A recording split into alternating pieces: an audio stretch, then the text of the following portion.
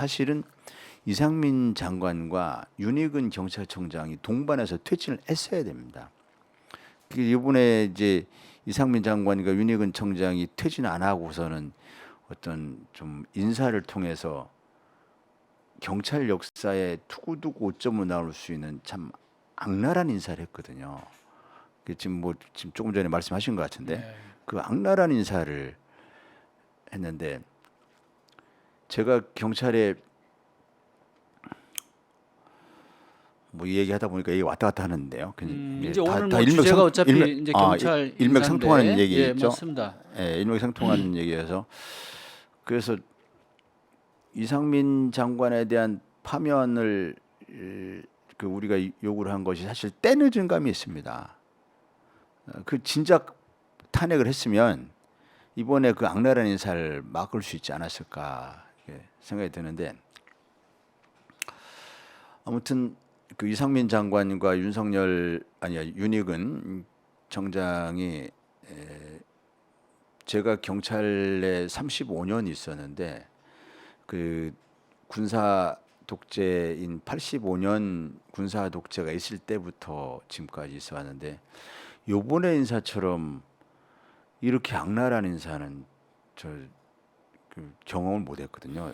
저도 이제 경찰 인사에서 그 물먹는 뭐 인사 뭐 징계도 당하고 좌천도 당하고 이렇게 해봤지만 그래도 어느 정도 좀 좌천 인사를 당했지만 어느 정도 뭐 수긍이 될 만했거나 뭐 이런 측면이 있었는데 이번 인사는 총경을 그것도 그 고참 총경을 두 단계 계급이 아래인 경감 이제 총경의 바로 아래 계급은 경정이고 더 아래 계급이 경감인데 두 단계 아래인 경감이 가는 자리에다가 5년차 총경을 배치하는 것은 이건 정말 너무 악랄한 인사거든요. 예.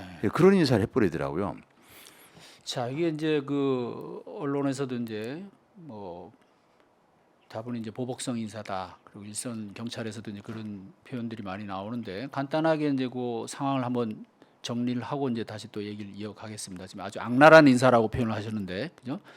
사실 황 의원님처럼 뭐 경찰이 있으면서 경찰 재직 중에 그 사실 부당한 인사, 뭐그 부당한 징계에 따라서 그런 걸 그렇게 여러 차례 당한 분도 많지 않으신데 이번 인사는 그때보다 더하다. 그런 어떤 그러니까 최소한의 어떤 원칙도 없다 이제 뭐 이런 얘기인 것 같아요. 이게 이제 뿌리가 자 지난해 7월 23일 날, 그죠?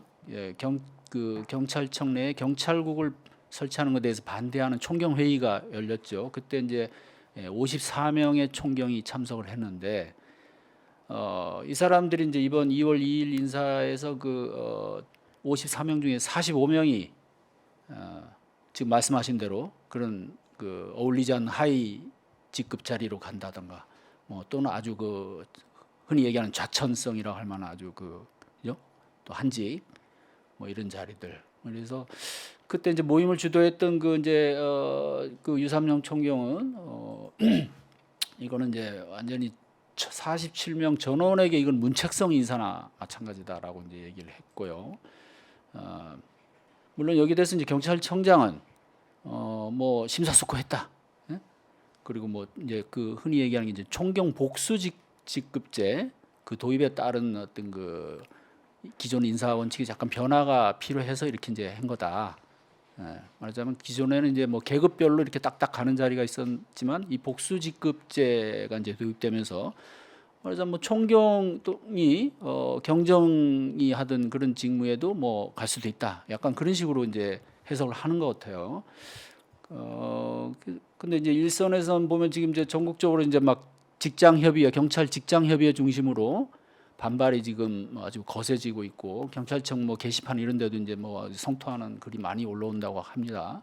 또 뭐 1인 시위를 하는 분도 있었고 자 지금 아까 악랄하다고 그렇게 표현을 하셨는데 그걸 조금 더 이제 구체적으로 한번 짚어볼까요? 어떻게 이걸 봐야 됩니까? 조금 전에 이제 뭐 복수 직급제에 네.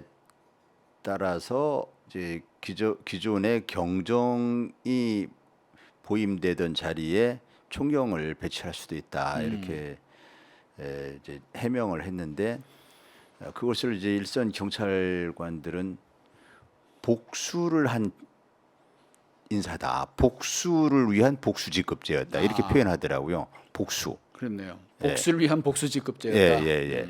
그러니까 이제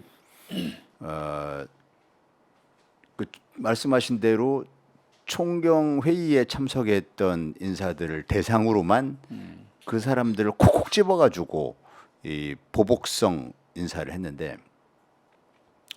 이 보복성 인사도 아까 제가 잠깐 해드린 것처럼 이게 좀 좌천 좀 했네 뭐 이 정도는 그래 경찰청장이 뭐 그렇게 할 수도 있지 뭐. 그리고 이게 뭐 형식적으로는 경찰청장의 인사권이거든요. 총경에 대한 보직 권한은 경찰청장의 권한입니다. 경찰국이 신설됐지만 행안부 장관 산하에 경찰국이 생겼지만 그 행안부 장관 소관이 아니거든요. 그 경찰 총경의 보직 권한은 이건 경찰청장의 고유 권한입니다. 그러니까 이 인사는 경찰청장이 한 것이거든요. 경찰청장이 형식적으로는 내 권한이어서 내가 했다라고 말하고 있지만 윤희근 경찰청장을 잘 아는 그의 이제 동기라든지 그 주변 사람들은 윤 청장의 성품상 절대 이런 인사를 할 수가 없다는 겁니다. 그러니까 윤 청장은 누군가에게 지금 조종을 받고 그 꼭두각시가 돼가지고 지금 인사를 한 거예요. 자신의 고유 권한인데 예컨대 이제 이전에도 그 문재인 정부 때 뭐 검사들을 어디로 좌천시켰다 뭐 이런 인사가 있긴 했지만 그런 경우에 이제 법무장관이 인사를 하면서 검찰총장과 협의하는 과정을 거치고 총장이 뭐 의견을 얘기하고 하는데 법무장관이 수용을 하기도 하고 안 하기도 하고 그때 인사권자는 법무장관이었거든요. 그래서 법무장관 인사를 하면은 검찰총장은 의견을 낼 수 있을 뿐이지 검찰총장의 의견이 반드시 반영돼야 되는 건 아니란 말이죠. 근데 총경의 권한, 보직 권한은 이제 경찰로 보면은 치안감급부터가 그 정부가 인사권을 갖는 것이고 정부 인사라고 부르는 건데 총경의 보직 권한은 전적으로 경찰청장의 고유 권한입니다. 근데 경찰청장이 그 자기 책임해야 하는 인사인데 이번에 누군가로부터 이게 누군가의 배후 조종에 의해서 즉 보이지 않는 손이 작동을 해서 이 윤희근 청장을 이렇게 꼭두각시로 움직인 거죠. 그래서 사실은 윤 청장이 여기에 대항을 했어야 됩니다. 조직의 총수로서 조직의 자존심을 지키기 위해서 조직의 독립성 또 이렇게 청장에게 이러한 인사권을 준 것은 경찰청장으로서 최소한의 조직에 대한 지휘권을 가지고 조직을 독립적으로 운영해 보라는 그런 취지거든요. 즉 외풍을 차단해 가면서 조직의 독립성을 유지시켜라. 조직의 자존심을 지켜내라. 이런 취지인데 이것을 지켜내지 못했다면 청장이 이에 대해서 항거를 하고 맞서 싸우고 내가 최선을 다해서 지켜보려고 했는데 역부족이었다. 이래서 조직의 자존심을 지키기 위한 청장의 어떤 그 직을 건 경찰청장은 임기제이기 때문에 이렇게 자를 수도 없습니다.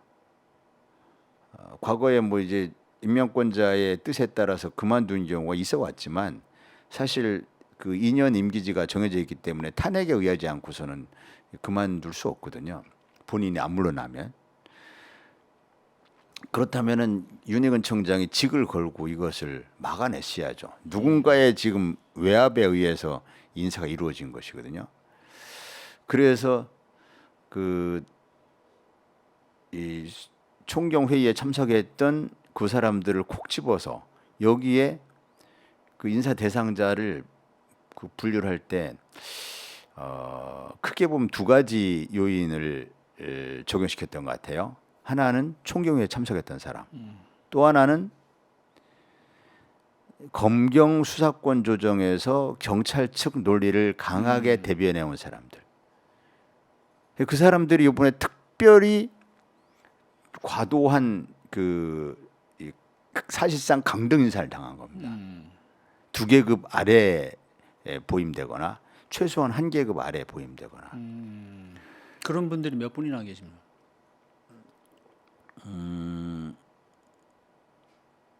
핵심 인물이 제가 이 실명을 거론하기 좀 그렇고 예. 이제 수사구조 개혁단에서 핵심적인 역할을 해온 경찰 입장을 강하게 대변한 사람들이 몇 명 있거든요. 한 5명쯤 이렇게 떠올라요. 그 사람들이 공통적으로 그 두 계급 아래 또는 최소 한 계급 아래 이쪽으로 이제 배치가 된 것이죠. 그것도 총경 5년 차쯤 되는. 그래서 총경 5년 차쯤 되면 그 서울의 경찰서장, 그러니까 총경 보직이 어디 지방에 있는 어떤 시도 경찰청에서 그 경찰서장도 하고 그러다가 서울에 와서 경찰서장도 하고 경찰청 본청에서 참모를 하고 이렇게 보직 관리가 이루어지면서 경무관 승진할 수 있는 보직에 이제 보임되고 이런 그 어떤 패턴을 거치게 돼 있는데 그런데 총경 5년 차나 되는 사람을 경관급 자리에 이렇게 지방에 있는 교육기관에 경관급자로 발령낸 것은 이거는 뭐 이게 아무리 문책이사지만 그래서 제가 악랄하다는 표현을 쓴 건데 문책도 그 최소한의 어떤 원칙은 지켜줘야죠. 그러니까 총경을 징계로 강등시키지 않는 이상은 두 계급 아래에 강등 인사를 한다는 것은 이거는 경찰 조직의 자존심을 완전히 짓밟는 것이거든요. 근데 이것이 개인에게 주는 피해보다는 제가 주목하는 것은 경찰 조직이 이것 때문에 이제 이 엄청난 분노에 휩싸이기도 하지만 공포감에 또 휩싸이기도 한 거예요. 야, 도대체 합리성이라고는 이거는 뭐 어디다가 뭐 이렇게 그러니까 찾아볼 수가 없는 그런 인사를 그냥 막 해버리니까 이 경찰 조직이 군사 독재 정권에도 없었던 그런 그 어처구니 없는 인사가 벌어지고 하니까 인사에 목을 매는 그 공무원들 입장에서는 공포 분위기가 형성이 되고 일제히 그 행안부 경찰국만 바라보게 되는 거죠. 그래서 이상민 장관이 행안부 경찰국을 만들면서 뭐 경찰국이 무슨 경찰 업무 전반을 지휘 감독하는 게 아니고 어쩌고 저쩌고 이번에 또 이태원 참사 발생하니까 아 경찰국이 경찰청 업무를 지휘 감독하는 데는 아니고 막 이러면서 또 책임을 모면하려고 뭐 책임 모면을 급급한 발언을 했는데 경찰국 업무가 어떤 업무냐와 관계없이 일선의 모든 현장 경찰관들이 일제히 경찰국만 바라보게 만드는 겁니다. 그러니까 경찰청 전체가 행안부 경찰국에 완전히 예속되는 상황을 만드는 거죠.